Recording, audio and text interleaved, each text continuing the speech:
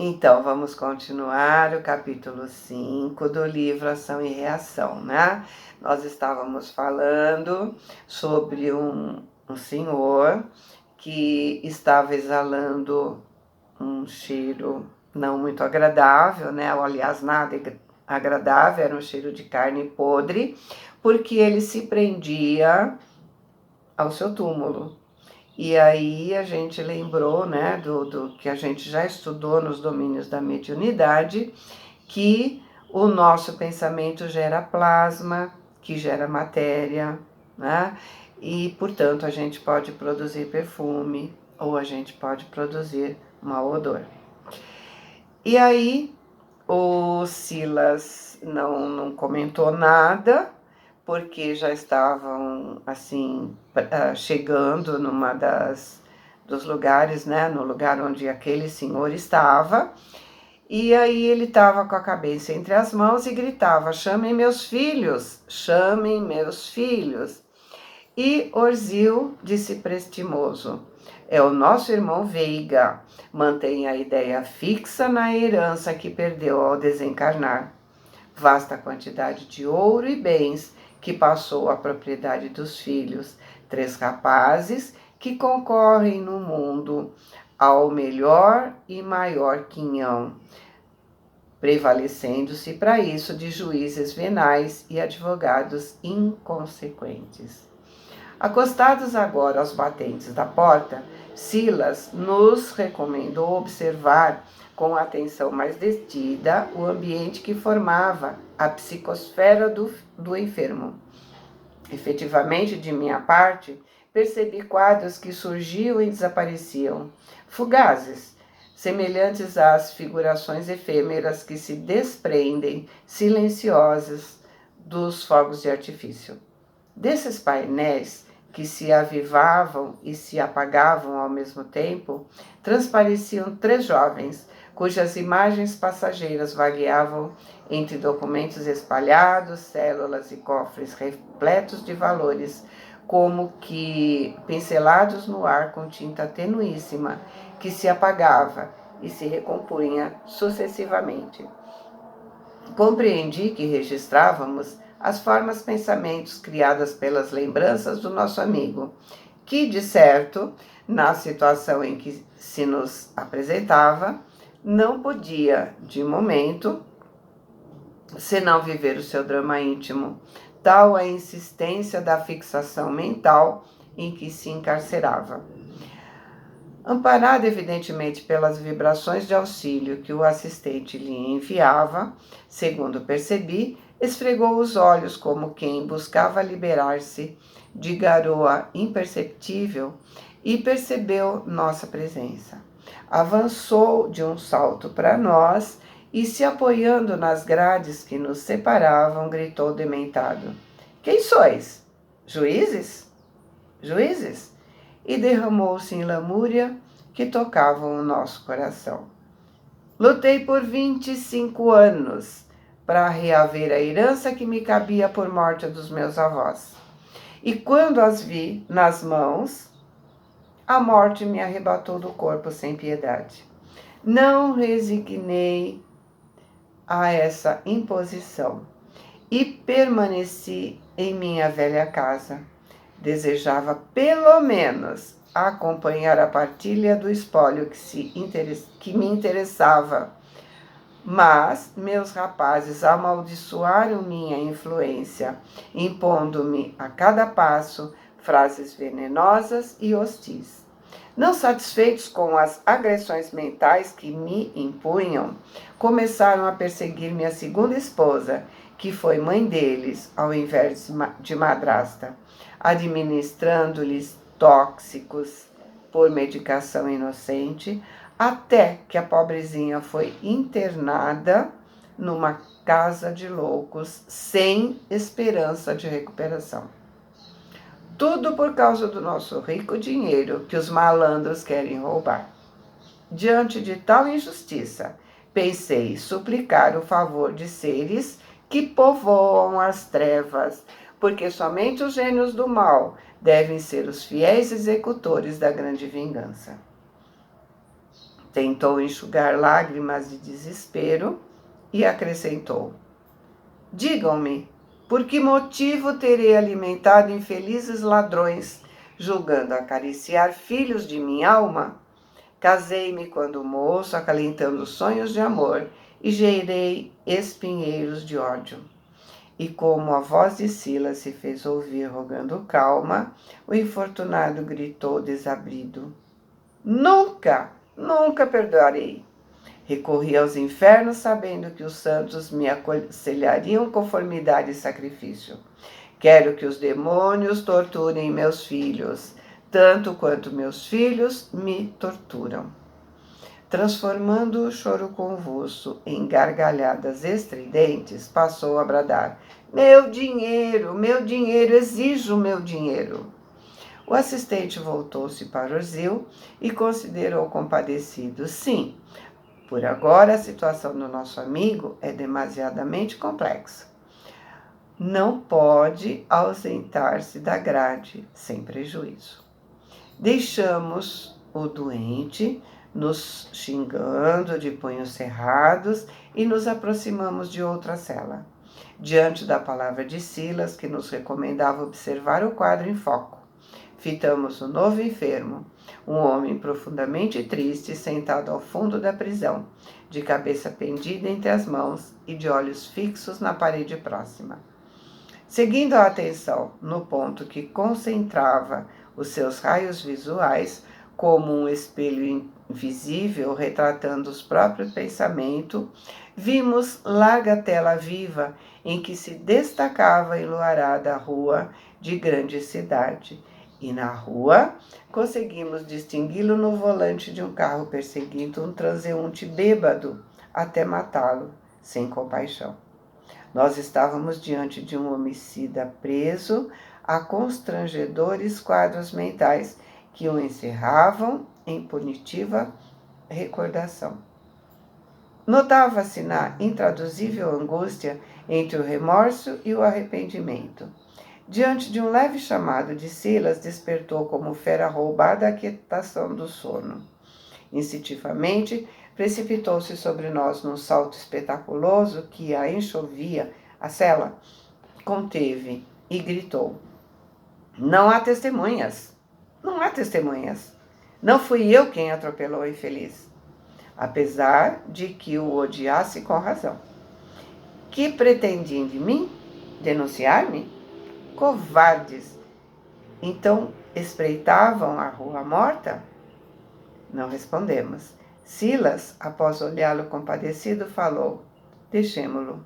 Está completamente ligado às recordações do crime que cometeu, crendo continuar depois da morte a ridicularizar a justiça.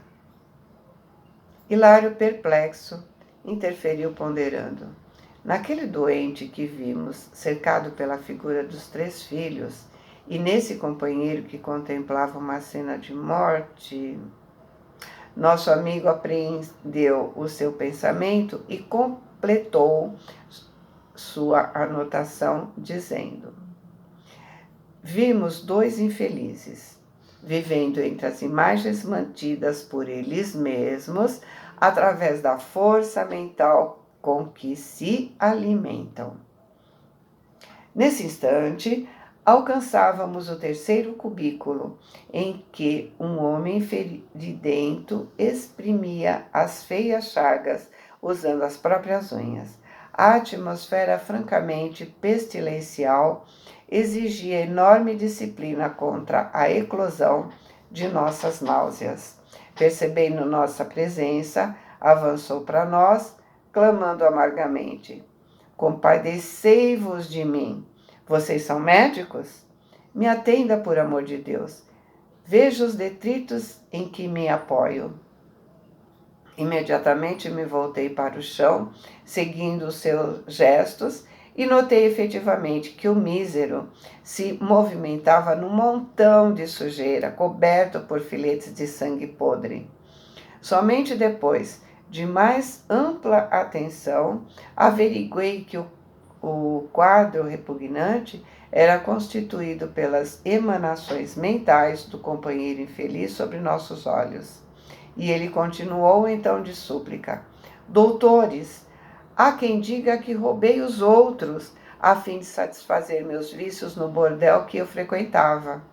Mas é mentira, é mentira. Juro que morava no bordel por espírito de caridade. As mulheres infelizes requeriam defesa. Eu as auxiliei quanto pude. Ainda assim, adquiri junto delas a enfermidade que me aniquilou o corpo físico e que ainda empesteia minha respiração, convertendo-se aqui em meu próprio hálito. Socorrei-me por quem sois. Socorrei-me por quem sois. Mas a repetição dos rogos derramava-se em tom imperativo, como se as palavras humildes do petitório fossem apenas o disfarce de uma ordem tiranizante. O assistente nos convidou à retirada e explicou: é um antigo viciado, gozador, que despendeu em prazeres inúteis largos recursos que não pertenciam a ele. Por muito tempo ainda, a mente dele oscilará entre a irritação e o desencanto, nutrindo um ambiente horrível de que se faz centro desequilibrado. De volta ao abrigo de Orzil, perguntei sem preâmbulos: nossos irmãos doentes, desse modo, estarão presos até que se renovem? E Silas esclareceu bondoso: perfeitamente. E que devem fazer para atingir a melhora necessária? O Hilário perguntou, com assombro. Nosso amigo sorriu e ponderou, né? O problema é de natureza mental. Modifiquem as próprias ideias e se modificarão. Entregou-se a ligeira pausa, mostrou um novo brilho no olho profundo e acentuou com segurança: isso, porém, não é fácil. Agora, vocês se consagram a estudos especiais dos princípios de causa e efeito, pois fiquem sabendo que nossas criações mentais preponderam fatalmente em nossa vida. Libertam-nos quando se enraizam no bem que sintetiza as leis divinas e nos encarceram quando se firmam no mal que expressa nossa delinquência responsável, envolvendo-nos, por essa razão, ao visco sutil da culpa. Afirma velho aforismo popular na terra que o criminoso volta ao lugar do crime. Aqui podemos afirmar que, mesmo desfrutando a possibilidade de se ausentar da cena do crime, o pensamento do criminoso está preso ao ambiente e à própria substância da falta cometida. Então, não consegue se livrar da culpa do mal que praticou. E reparando em nossa perplexidade, acrescentou: recordemos ainda, o pensamento, atuando como onda, com velocidade muito superior à da luz, e lembremos de que toda mente é dínamo gerador de força criativa. Ora, sabendo que o bem é expansão da luz e que o mal é condensação da sombra, quando nos transviamos na crueldade para com os outros, nossos pensamentos, ondas de energia sutil, de passagem pelos lugares e criaturas, situações e coisas que afetam nossa memória, agem e reagem sobre si mesmos em circuito fechado e assim nos trazem de volta as sensações desagradáveis adquiridas ao contato de nossas obras infelizes. Estudamos 3 tipos de almas que deixaram na última existência somente quadros tristes e lamentáveis, nos quais não dispõem de atenuantes que diminuam suas faltas indiscutíveis.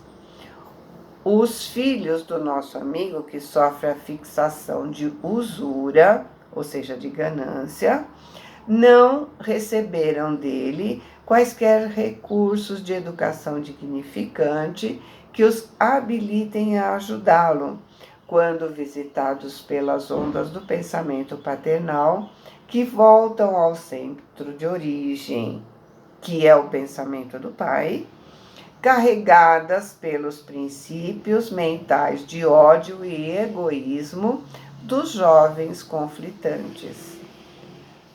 Nosso irmão, que padece a fixação de remorso, não tendo sofrido nos cárceres da justiça humana o crime que cometeu deliberadamente, recolhe de retorno as ondas de pensamento que emite, sem qualquer auxílio que amenize o seu arrependimento doloroso, ou seja, nada ameniza o sentimento de culpa, porque ele não foi preso, porque ele não sofreu nada pelo que ele fez. E o nosso companheiro, que se detém no vício, reabsorve as ondas do seu próprio campo mental, acumuladas de fatores deprimentes, que elas se incorporam nos lugares por onde passam, restituídas a ele mesmo com multiplicados elementos de corrupção. Então, o pensamento vai até o local, até as pessoas e volta para ele. Como as pessoas envolvidas também têm pensamentos infelizes, o pensamento dele volta potencializado em negatividade. Se os filhos, ao invés de estarem preocupados com o dinheiro, orassem por ele, amenizariam seu sofrimento. Porque, ao invés do pensamento envolto em ódio e revolta, voltaria com os efeitos da oração. Voltando. Diante do nosso espanto, o assistente perguntou: compreenderam? Sim, havíamos entendido. Sob forte emoção, Hilário considerou: agora percebo com mais clareza o benefício concreto da oração e da piedade, da simpatia e do socorro, que na terra deveríamos dispensar sinceramente aos chamados mortos. E Silas respondeu prestimoso: sim, sim, todos estamos ligados uns aos outros, na carne e fora da carne. Estamos livres ou prisioneiros no campo da experiência, segundo as nossas obras, através dos vínculos da nossa vida mental. O bem é a luz que liberta, o mal é a treva que aprisiona. Estudando as leis do destino, é preciso estar atento para semelhantes realidades infalíveis e eternas. Nos calamos preocupados e meditativos. Em razão disso, nosso regresso à mansão, depois de breve repouso na choupana de Orzil, foi consagrado à meditação e ao silêncio, em torno das preciosas lições recolhidas. Então, observamos que na mansão tem regras. Para entrar nela, precisa ter um mínimo de equilíbrio. Rebelde não entra. Quando a pessoa vive praticando crimes e não se arrepende, quando ela gosta de sempre ser a dona da razão, mesmo estando errada, quando ela insiste em ser a dona da verdade, fatalmente encontrará seus afins fora dos muros da mansão. Quem se arrepende está vinculado à mudança. Quem não se arrepende está mais doente do que pensa. Se arrepender de verdade é mudar de comportamento e não pedir perdão na igreja, orar e continuar fazendo a mesma coisa. É não ser hipócrita, não querer levar vantagem. O processo de auxiliar não é abrir as portas a qualquer um, mas sim acolher aqueles que cansaram do mal. Aqueles que estão felizes na maldade iriam destruir tudo. Mas aqueles que se cansaram do mal, se arrependem de verdade e querem mudança de comportamento. E mais, auxiliar é crescer, é se melhorar. Ajudar o outro é se ajudar. E vendo os 3 casos em que eles cometeram crimes e acham que não cometeram, devemos lembrar que Jesus disse: reconcilia-te o mais depressa possível com o vosso adversário, enquanto todos estás a caminho, para que ele não vos entregue ao juiz, o juiz não vos entregue ao ministro da Justiça, e não sejais metido em prisão. Digo-vos em verdade, que daí não saireis, enquanto não houver pago o último real. Sabemos que Jesus disse isso a Pedro, que deveria perdoar 70 vezes, 7 vezes. E ao perdoar, esquecesse as ofensas recebidas. Sem o esquecimento, ainda restam o ódio e o rancor, que são sintomas de alma sem compreensão, endurecida e sem elevação espiritual necessária para o nosso aperfeiçoamento. Portanto, devemos estar sempre atentos e procurar a lição do sedes pacíficos.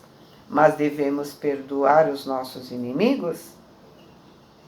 A lição de Mateus é muito abrangente. Devemos não apenas perdoar, mas principalmente nos reconciliar com nossos adversários enquanto encarnados.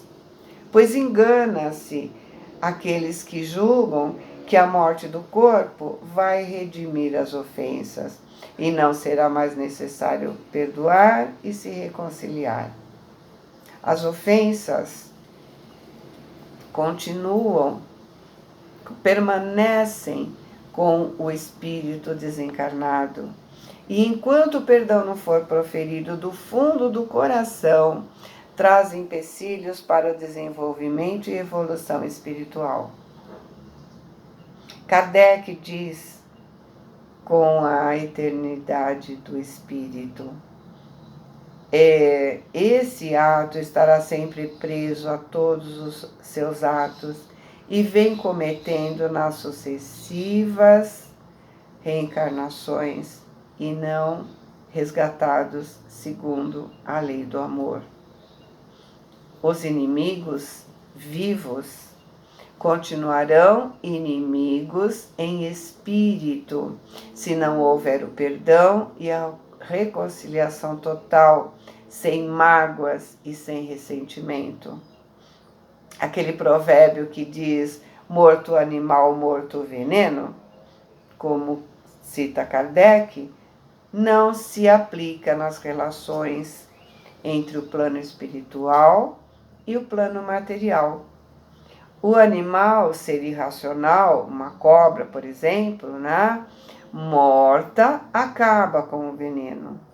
Mas no caso dos espíritos vingativos, rancorosos, eles esperam que o inimigo permaneça encarnado, porque menos livre ele poderá ser presa fácil para ser atormentado, para ser subjulgado, para ter a vontade própria tolhida pelas influências negativas. Esses casos representam a maioria dos processos obsessivos, desde o de menor gravidade até o último grau, que é o grau da subjugação ou da possessão. Boa semana, fiquem com Deus, amo vocês.